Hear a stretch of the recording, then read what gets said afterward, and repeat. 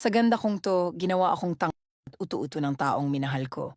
Hi Ate Ann, I'm 25 female, an architecture student, polyglot, maganda, sexy, and matalino naman po ako. Kaya hindi ko alam bakit ang tanga ko sa lalaki. So here's my katangahan. Few years ago, author ako noon, and I met this 32 male. He's a seafarer, and he became my #1 reader. Ito na nga, magsisimula na ang aking katangahan. Sa dinami-dami ng nag-message sa akin sa social media, siya pa talaga ang nakakatch ng wire ng utak ko. Diyos nauto niya ako. Aba, hindi ko alam kung nagayuma yata ako, kasi pinayagan ko siyang manligaw, at sinagot ko naman.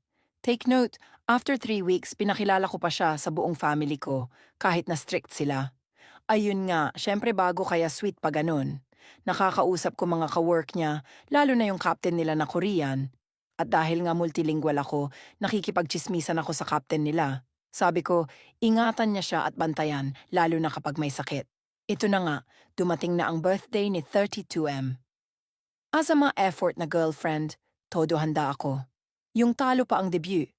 Gumawa pa ako ng handmade satin ribbon bouquet na tumagal ng 2 months. Tapos may pa-balloons pa na nakahang sa kwarto ko at syempre yung cake. Basta, di nyo carry kabaliwan ko that time. Sa isang kembot, nakalipas na yung 9 months. E di uuwi na siya dito sa Pinas.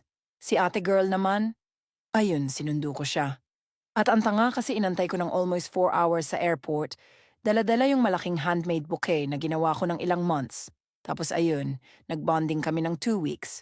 Pupunta siya sa bahay, tapos ipagluluto ko siya na tinalo pa ang baby kasi susubuan ko pa. Pupunasan ng pawis habang naglalaro. Tapos nung nag-overnight siya sa bahay, nawalan pa ng kuryente. Medyo chubby siya kaya pawisin, di magdamag kong pinaypayan. Wala, nagayuma ako. At ito na nga, sa exciting part. Mag-birthday na ako nito April 24, pero April 18 pinapunta ko siya sa bahay para kunin yung binili ko na mga damit niya.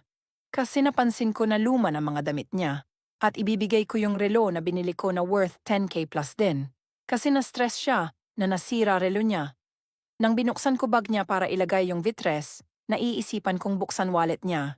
Nakita kong 2K lang laman, so ginawa ko yung box ng relo, nagsiksik ako ng 5K. Hindi ko sinabi sa kanya yon kasi I know na ibabalik niya. At ito na nga, putek, nagpaalam siya na uuwi ng Bicol kasi may sakit lola niya. So ako pumayag naman. Hindi na ako nakasama kasi, madaming gagawin sa school. Then dito na nangyari yung pinakamasakit na part kasi birthday ko nalaman ko na sila ng long time ex niya. Childhood lover sila nung girl. Nag 9 years sila.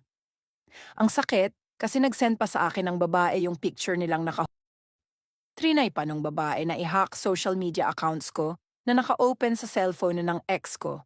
Pinakamasakit doon na sobrang gusto ng family ko yung ex ko kasi bibili ako ng gift tapos ibibigay ko sa kanila, sasabihin ko galing kay ex. Kaya hindi ko masabi sa kanila ang ginawa ng ex ko. Ayun, lumabas ako at pumunta sa Jollibee at doon umiyak ng todo. Love trip nga kasi nakatingin lahat sa akin. Tapos, ayun na nga, mas nag-ingay ako sa Jollibee nung na-confirm ko sa mama ng ex ko lahat yun. Kesyo pasensya na daw kasi kinunsinti niya anak niya, bata pa daw ako at maghanap ng iba. Pero thank you daw sa mga pinapadala ko doon. Nagpa-surprise car kasi ako before sa mama niya, yung bouquet ng flowers, cake, and balloons. Napatawad ko din naman sila, lalo na siya.